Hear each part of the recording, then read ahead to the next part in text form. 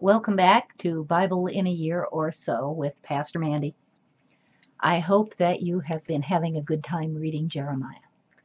The book of Jeremiah is one of the most poignant books of the entire Bible. And what makes it so poignant is that Jeremiah is faithful to God, who has given him this terrible message to give to the people of Judah. And he gives it. I mean, he's faithful. He gives it. But he meets with absolutely no success. And he also, the keynote of his entire ministry is conflict. Conflict. If you look in Jeremiah 11, verses 21 to 23, his life is threatened by the people of his own hometown. If you look at Jeremiah 26, verse 24, he is tried for his life after he preaches a sermon at the temple that nobody likes. In Jeremiah 20, verses 1 to 6, we have the story of the priest Pashur, who puts Jeremiah in the stocks overnight. And he did this because Jeremiah preached that Jerusalem was going to be destroyed, which of course it was.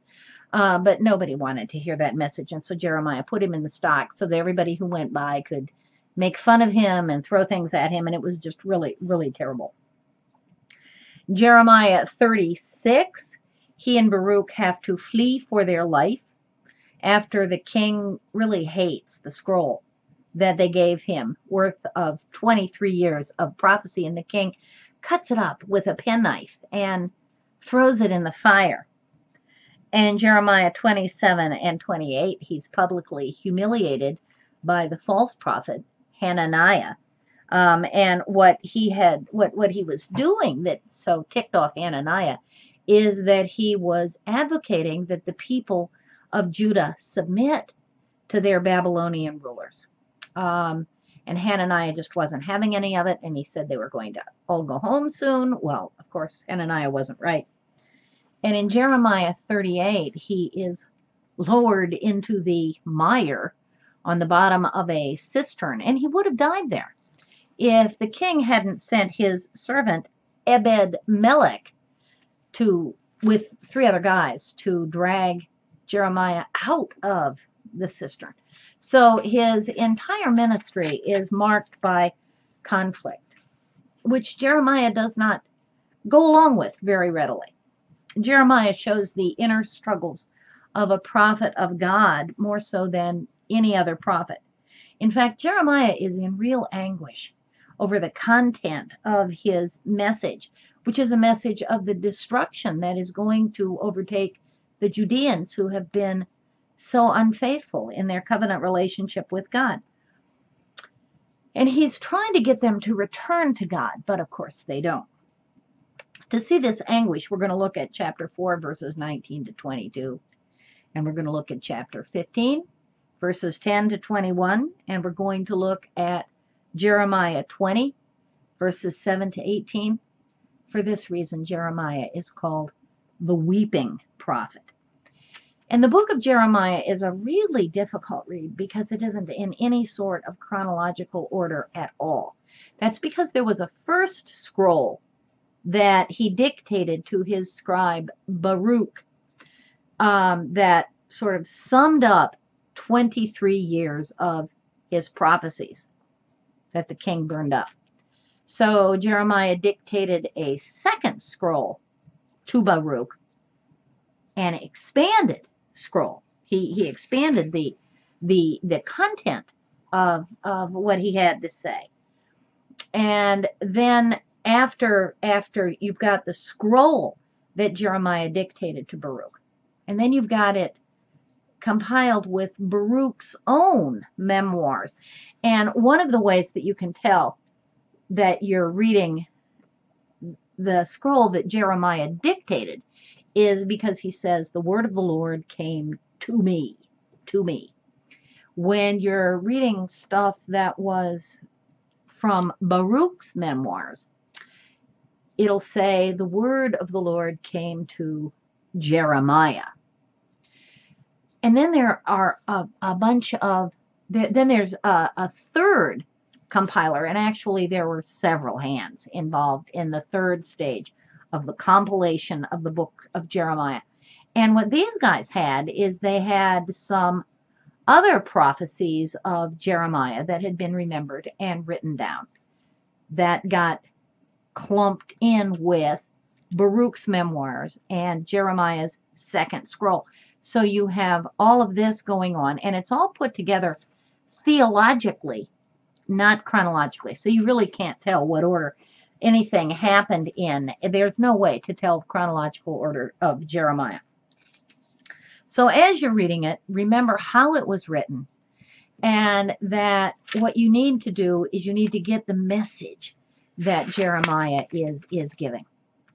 Now, what we're going to do in class is we're going to look at passages of Jeremiah that are used in worship. We're going to look at Jeremiah chapter 1, verses 4 to 10, which is the story of his call. We're going to look at Jeremiah chapter 2, verses 4 to 13, which portrays God's covenant relationship with his people as a marriage bond. We're going to look at chapter 4, verses 11 to 12 and 22 to 28, where Jeremiah says that the whole land is going to be ruined because Judah forsook God, never mind what the false prophets are all telling them.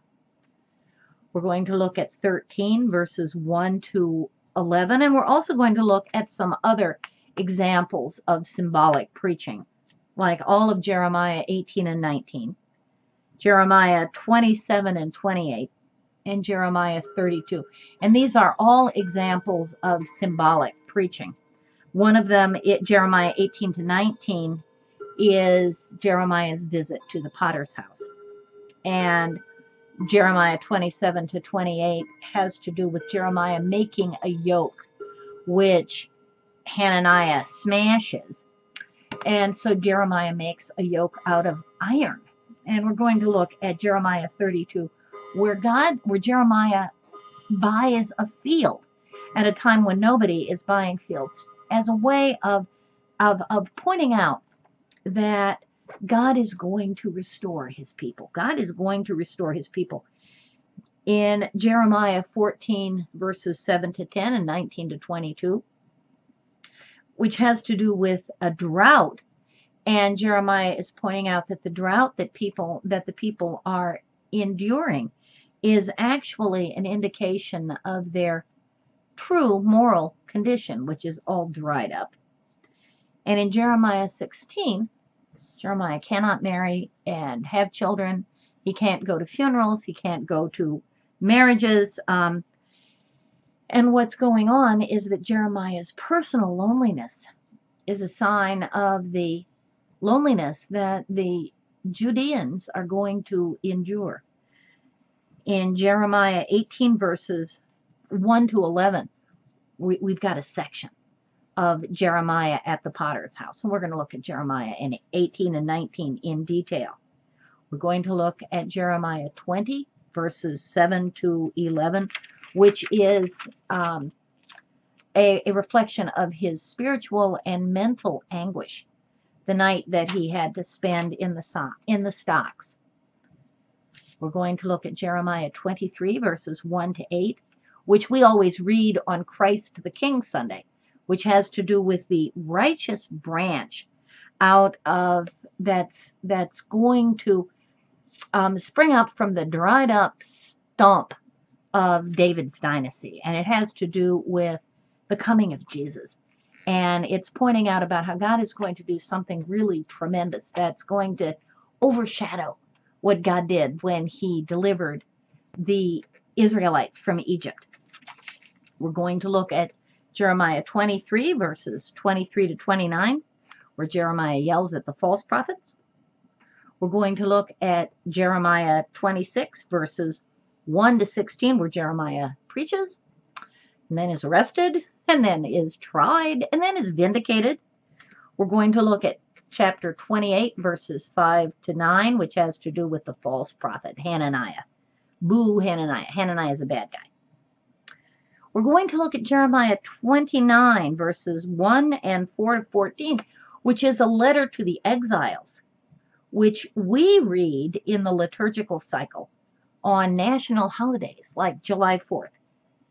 We're going to spend a considerable amount of time looking at Jeremiah 31 verses 1 to 34, which we read on some Easter days. We read on every single Reformation day. We read in Lent. We read in Advent. We read during Christmas.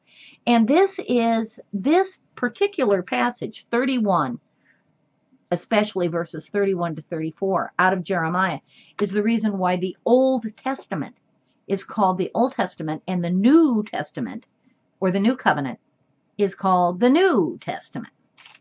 And we're going to look at that. And we're going to look at Jeremiah 32, verses 1 to 3a and 6 to 15, where Jeremiah buys that field. And we're going to look at Jeremiah 33, verses 14 to 16, which have to do with Jeremiah's glorious promises of a restoration. Jeremiah wasn't all bad news. Jeremiah has some wonderful good news in it, because God cannot be untrue to himself. And God is good. And God wishes good things for his people. And God has good things planned, even for the Judeans, glorious things planned. And he has glorious things planned for you as well. So we're going to look also at some hymns that are based on Jeremiah's prophecy. One of them comes out of Jeremiah 8:22, and this is a very loved hymn. There is a balm in Gilead. And we're going to look at Jeremiah 18, verses 5 to 6. And out of this is out of Jeremiah's visit at the potter's house. And out of this comes a wonderful song, Change My Heart, O God, which is a wonderful hymn. We're going to look at some other good stuff where his hymns come out of. We have this week and we have next week where we're going to look at all this stuff. So I hope you finished Jeremiah, or not finished it for tomorrow. I hope you've read through chapter 26 for tomorrow. And then for a week from tomorrow, have read the whole thing. We're not going to get past the pericopes that run up to 26. We're not. So enjoy Jeremiah, and for a week from tomorrow, have finished Jeremiah. And I will look forward to seeing as many of you as can come tomorrow in person. And those of you who can't be with us, I hope that God really blesses your study. Thanks a lot. Bye.